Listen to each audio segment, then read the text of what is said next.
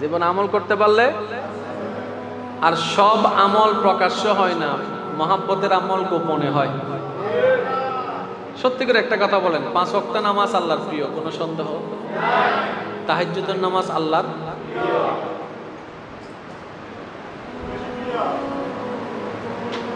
আবার বলছি শুনুন, 5 ওয়াক্ত নামাজ আল্লাহর প্রিয়, কিন্তু তাহাজ্জুদের নামাজ আল্লাহর কাছে কেন?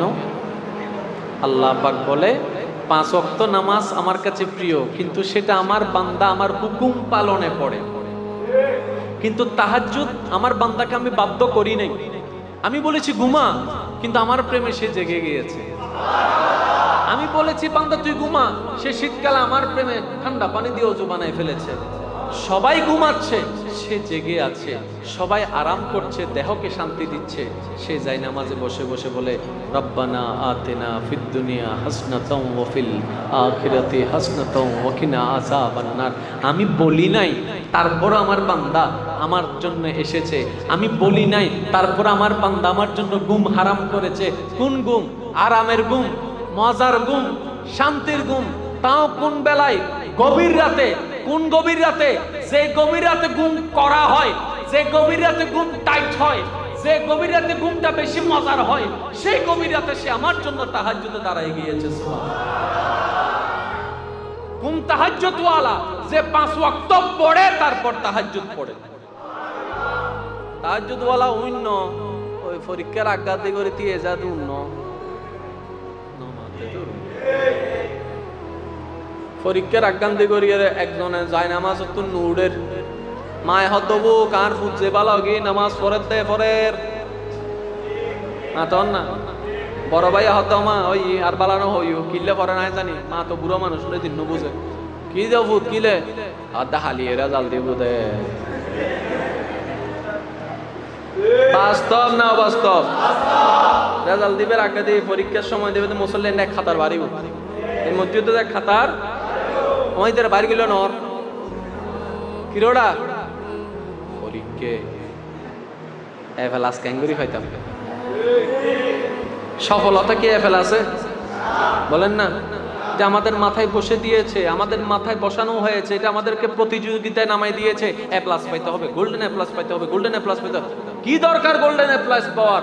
পরীক্ষার সার্টিফিকেটে গোল্ডেন এ প্লাস এর চাইতো বড় দরকার হচ্ছে জীবনের সার্টিফিকেটে, মানুষত্বের সার্টিফিকেটে গোল্ডেন এ প্লাস। কারণ সার্টিফিকেট ওয়ালার অভাব নাই, কিন্তু মানুষের বড় অভাব। তো মানুষ হয় কিভাবে?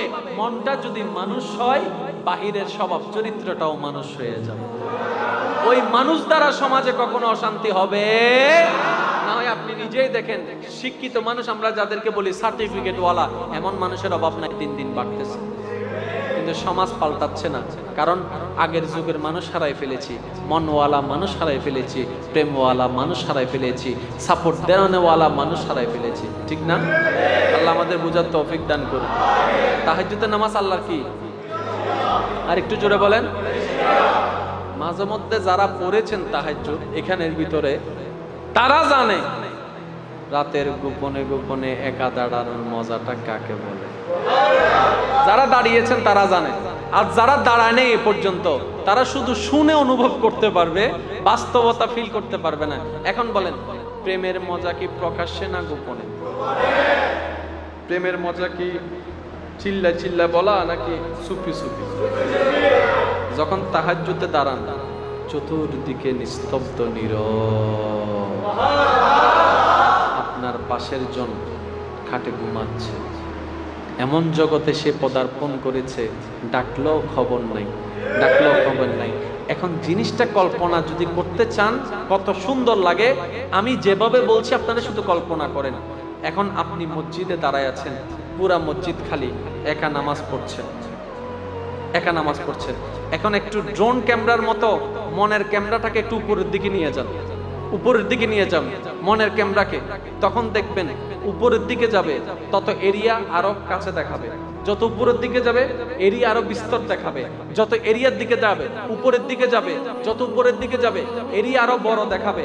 এখন ড্রোন ক্যামেরা দিয়ে একটু কল্পনা করে দেখেন তো, এদিকের 100 মানুষ ঘুমাচ্ছে, এখানে 200 মানুষ ঘুমাচ্ছে, এখানে 300 মানুষ ঘুমাচ্ছে, ওদিকে একজন মানুষ চার দোকানে বসে আছে, ওদিকে একজন মানুষ গাড়ি পরিষ্কার করছে, এদিকে একজন মানুষ এই কাজে বের হয়েছে, সব মানুষ সব কাজে, একজন মানুষ মওলার দরবারে সিজদায় পড়ে আছে।